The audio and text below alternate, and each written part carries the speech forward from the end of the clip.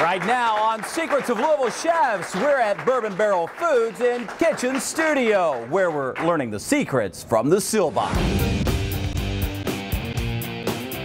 The Oak Room chef de cuisine, Patrick Roney, is with us.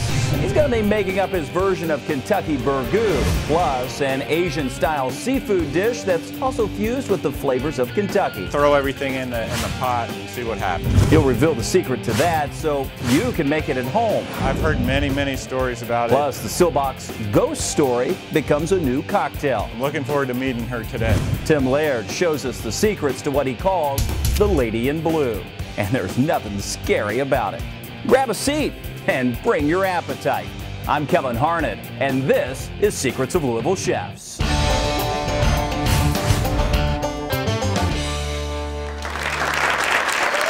Hi, everybody, and welcome to Bourbon Barrel Foods. This is a kitchen studio where you're going to learn some of the great secrets from one of Louisville's best chefs. And if you like fine dining and bourbon, well, you're in for a treat today. His name is Patrick Roney, and he's with the Oak Room at the Silbach, Kentucky's only AAA five-diamond restaurant. The Oak Room was a favorite hangout as well for Al Capone back in the 20s, and for F. Scott Fitzgerald, who used the Silbach as the backdrop for The Great Gatsby. And it's always been a standard bearer for fine dining. So we're lucky to have the Oak Room's top chef for sure. Ladies and gentlemen, Patrick Roney with our CEO and Tim Laird. Tim, what a show this is going to be. I'm excited, Kevin. I'll tell you what. And Chef, we're so lucky to have another great chef right here in our town. So, Patrick, welcome. Thank you. Thank How you. are It's you, great to be Patrick? back. Great to be back. Good to have you back. Absolutely. And you've been on the show several times. Been a fan of the show for a long time, and so now to be invited back a few times. Look at that. It's really What'd you good. pay him to say that, How Tim? about that? But actually, and this is a true story, Kevin, because we talked to Chef, and he revealed this on some of the other shows we've done with him, but it was actually the show that you saw that inspired you to stay and come to Louisville. That is true. That is true. It's the talent. There, you know, the show. My in-laws are from Southern Indiana, and so when I'd come and visit, you know, we'd turn on the TV, and I always knew what time you guys were on, what channel it was on, and Heather, my wife, would be like, "Where's Patrick?" And I'd be back in the room watching Secrets of Louisville Chefs and finding out who the hot shots in town and stuff like that were, and you know, I always dreamed of being on the show. So you know, it's just amazing. I feel so blessed to have been invited back. All right, Chef, what are we going to cook up? Today I'm going to use the bluegrass soy, the only microbrewed soy in the country. Right. And I'm going to pair it with a Japanese product. This is called ponzu. It has rice wine vinegar, a little bit of yuzu, and a little bit of mirin in it, which is like a Japanese rice wine. And this is kind of just like making a cocktail. Don't really need to measure. We're just going to get some in there and let it start coming down. And then we've got the soy that's going to go right in there. We're going to get a good dose of that in there and let that kind of heat up. We've got an Arctic char. This is a wild Arctic char. It's from Nunavut, Canada, and it is hand caught, netted by the Inuit Indians up there. And Okay. It's been a process that they've been doing to feed their families for centuries. Get this pan nice and hot. Get a little oil in there, and we're going to dry it off. Most important thing.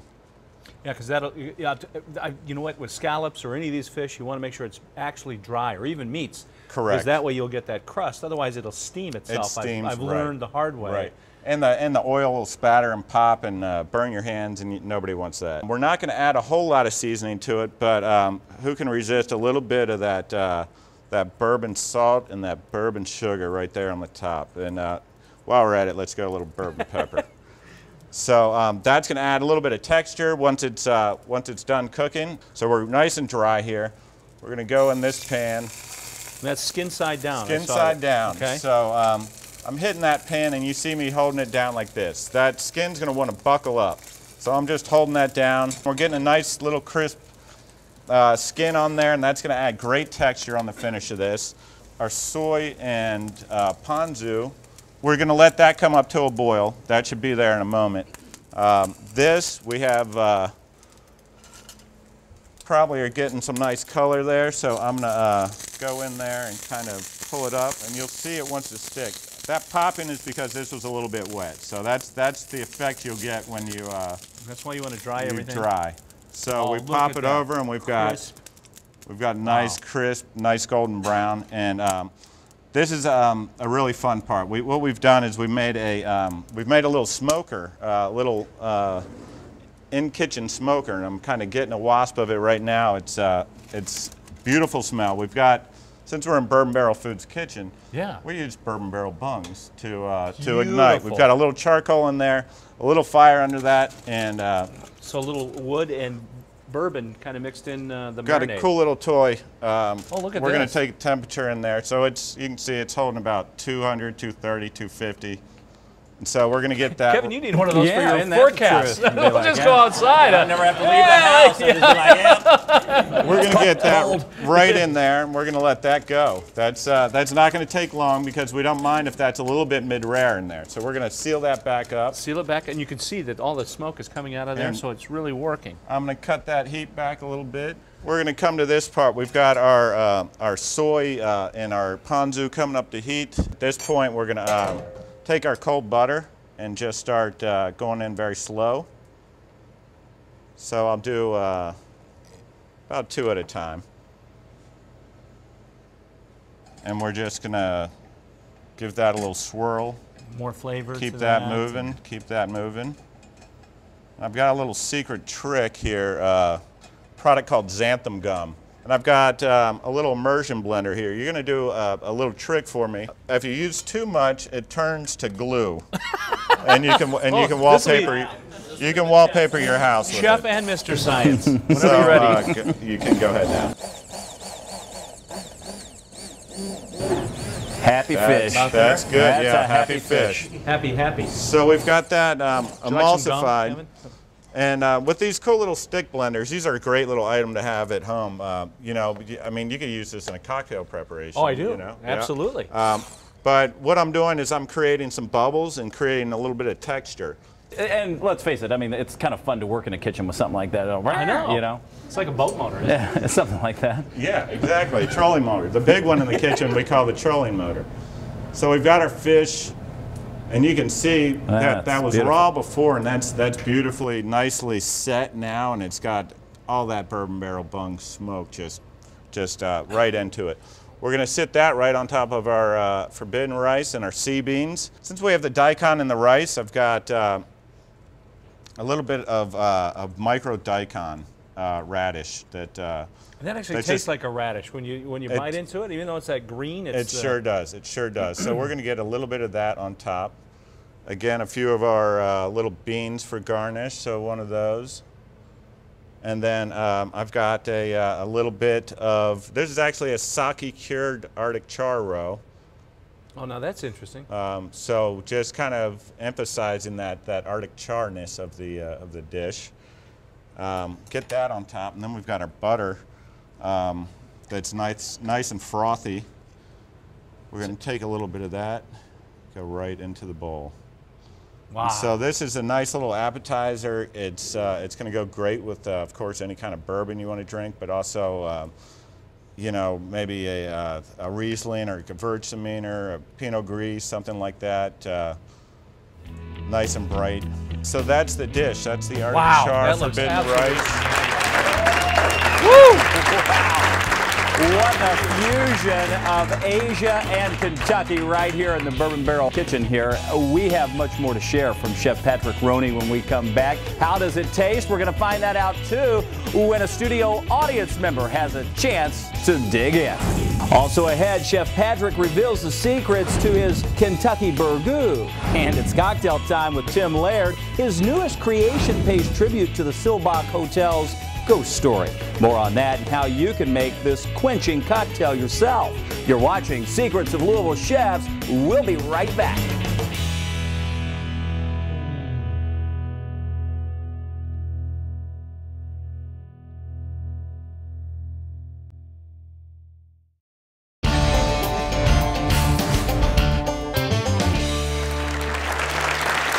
Hi, everybody, and welcome back back to Kitchen Studio here at Bourbon Barrel Foods, where Chef Patrick Roney from the Oak Room at the Seelbach has been entertaining us with his culinary skills. And it looks great, it smells great, but the ultimate test is how does it taste? Lee Collins is here. Nice to see you. Nice to see you. Listen, we've got a great audience here. Are you all having fun today? Yeah. They've had a chance, as well as yourself, to not only see and smell, but learn some of the tricks of the trade from Chef Patrick, the Oak Room, one of our city's best restaurants. Absolutely. And I think everybody's having fun so far. I know I am. You're one of the few people that are going to have the chance to take a taste first. Everybody else will have their chance. But go ahead. Let's see what it's like here, Lee. Dig in as Asian meets Kentucky with the fusion of flavors coming together right in one plate. It looks tremendous. Wow. Yeah? Patrick. 2 thumbs up there? Yeah. All right. More here. You bet. It is all yours. And while you enjoy that, Lee, I'm going to transition over here because one of my favorite things happens to be a good ghost story, Tim. Exactly. And we have one. Right at the Seelbach. Patrick, jump in here because Tim's going to make a cocktail that kind of goes hand in hand. You've called it affectionately The Lady in Blue, which is one of the residents at the Seelbach that kind of floats around from time to time and everything else. And it's a true story, right, Kevin? Well, I mean, Patrick probably knows better than any of us. It dates back to the 1930s where this woman was coming to meet her husband. Her husband died in a car crash on the way there. She was so distraught. She was found in one of the elevator shafts. And to this very day, people see this lady in blue getting on the elevator. Right, right. Yeah, I've heard many stories about it. I personally have never seen the lady in blue, but I'm looking forward to meeting her today. absolutely. Well, me too. We'll meet her in spirit, so to speak. But anyway, I will show you this one based on the Lady in Blue from the Seelbach Hotel. I'm going to start out with about 1.5 ounces of Finlandia vodka. Goes into a tall glass with ice. And then we're going to make this nice, light, and refreshing, too. So I'm going to use a little bit of grapefruit soda. About 3 ounces of that goes in. And, of course, it has to be blue because it is the Lady in Blue. And I'm going to use a little blue curacao, which is an orange liqueur. So a little orange goes with the grapefruit. Beautiful blue color, kind of emulating the blue dress that the Lady in Blue wears. And then a good squeeze of lemon goes on top just to get all those juices involved, and a quick stir, and there it is in real life, the Lady in Blue. Here you Wow. go. See what you think, Chef. Cheers. We'll see how we did. Wow, very nice, light, Quite refreshing. Quite refreshing. Kind of want to float away now You do, and disappear you into this. No, anyway, and now you got a little something for Kevin and I as well. Again, like I said, I'm ingredient driven. You are. So much so that I brought my farmer that raised the rabbit that we're going to be putting in this dish. Fantastic. He raises these rabbits at Valley Acre Farm, David Bagshaw, and does a great job. So first off, I'm going to take this this lovely rabbit that David raised for us, and this is the hind quarter. I've taken that off. We've Frenched the bone. I've taken the tenderloin, and we turned that into a mousseline. Okay. So that's kind of an old French technique where you puree it with a little bit of cream, a little egg, and then you add a little bit of seasoning to that. So I've got my mousseline that I made right here. Just a little bit. You don't need a whole lot. And this is going to cook in there. Give a little more body to that leg. And a really nice surprise to the diner when they bite into it and they get that nice, creamy, smooth mousseline in there. This is the belly flap of the rabbit. Sometimes we'll brine this and we'll smoke it like that little thing we did. Wow. And I call it rabbit bacon. Not quite as fatty, much healthier for you. You can see it's in a triangle shape. So I'm going to take the triangle in, hold this up. We're just going to drape this over. And you've got a now completely concealed little rabbit stuffed leg there. Take a little string, secure it, and then we're ready to go to the batter. A secret trick of mine, when you're tying something, this is a good secret. You could do that little knot and say, okay, can somebody put their finger on it and hold it? Or you can just go around one more time, and then when you pull tight, it holds. It doesn't release.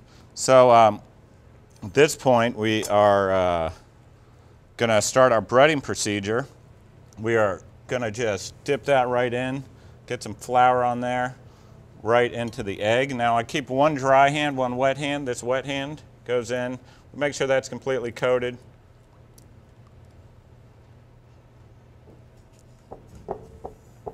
Into the panko? Is that panko? Into the panko. Into the panko. And then that's ready to go. You want it to dry off a little bit, and that's going to go in there. To this dish, we're also going to add a country ham hush puppy. So what's better than a little bit of country ham, Kentucky, you know, kind of celebrating. That's just going to drop right in there just like that. So while that's going, you can keep an eye on that for me. Okay. All right, so we've got a venison chop right here. That's going to get, we've got a pan hot. Again, we're going to dry that protein off a little bit. Okay. This is looking good, Chef. It's turning a little golden brown. Getting a little golden, that's exactly what we want. Again, we've got our dried protein. We've got a little bourbon barrel salt we're going to season this with. We've got some smoked bourbon barrel paprika, which is a really great ingredient. It adds a really nice spice to it. That's going to get, that's going to go all over there, and a little bit of our pepper. Beautiful. So we've got that nice and crusted, and I'm going to kind of massage that in there a little bit. You can see that pan's very hot, so we're gonna get a little oil in there, and then we're going to go our protein right in and get a nice sear. There's an old saying that cold pan, hot oil, foods won't stick. Correct. We're going to take a quick break, but when we come back, we're going to finish up this dish, and you're going to have a chance to see what the final outcome is with Chef Patrick Roney from the Silbox. Stay with us. More secrets of Louisville chefs to come.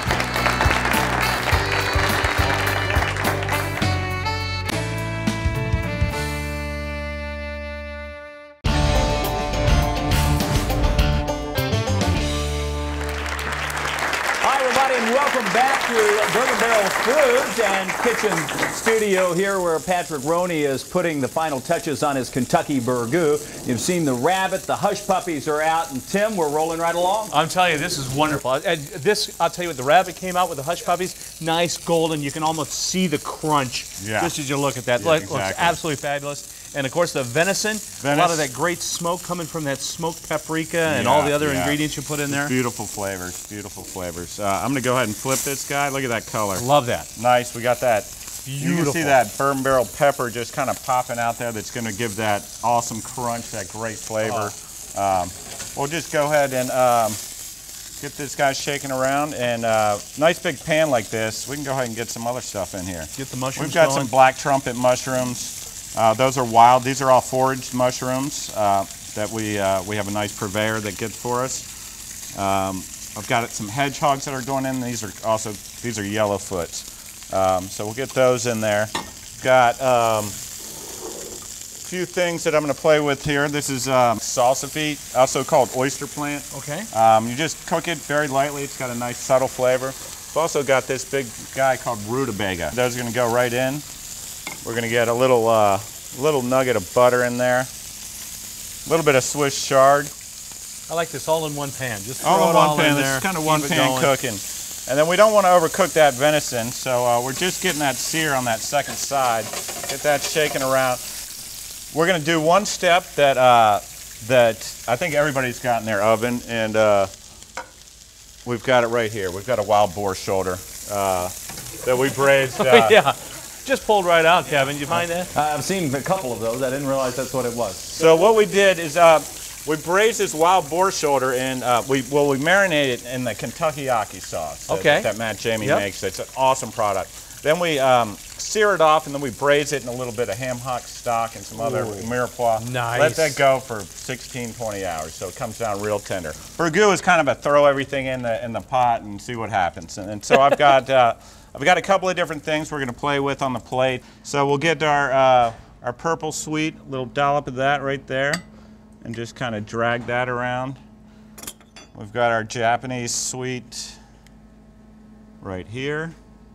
Nice. We'll just kind of drag that this way. And then we've got our rutabaga puree. That's going to go in the center, and that's going to be kind of a little bit of a base for our rabbit. So we're going to go to our pan here and start getting some of our accoutrement set up. Swiss chard. We've got the rutabaga going on there. It's a nice contrast with that purple. We've got the salsify that's going right there. And take our country ham hush puppies and kind of dab those right on there like that. We've got our wild boar. Wow. That is gonna sit, perch right in there. And we've got, It's just a little different than the burgoo yeah, I was I'm gonna used say, to on the farm, but it's looking really good. This is how they do it at the Silverhawk. This is the burgoo version. little trick I we've have never to seen. keep this rabbit leg standing up is I'll just take a little bit of the bottom off, and then that's also a little treat for The chef. for Tim. Oh, thank you. I've got one for you too. How is it, Tim? Oh.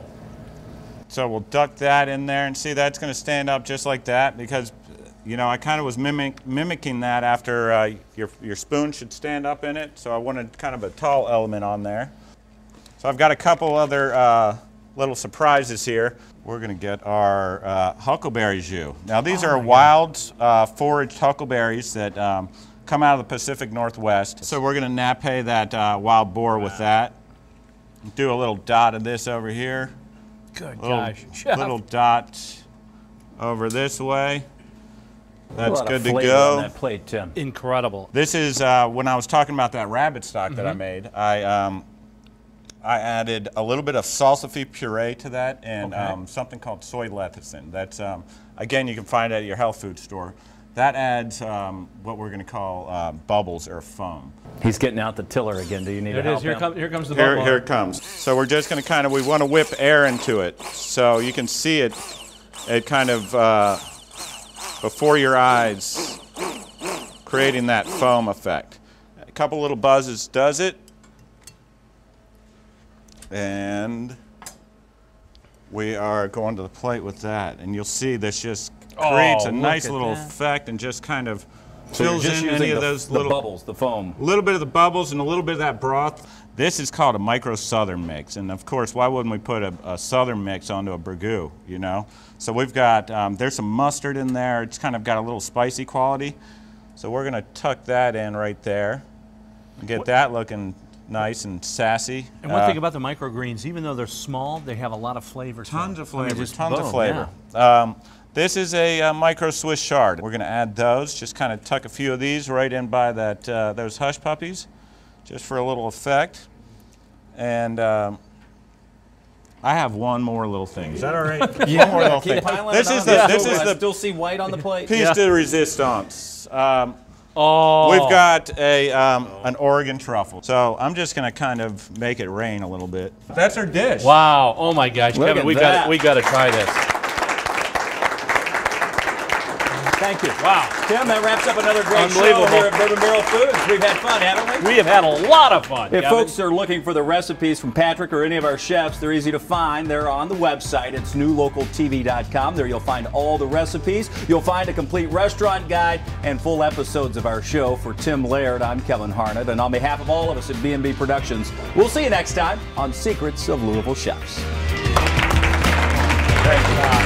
You always are tremendous. I mean, thank you. Always have a wealth of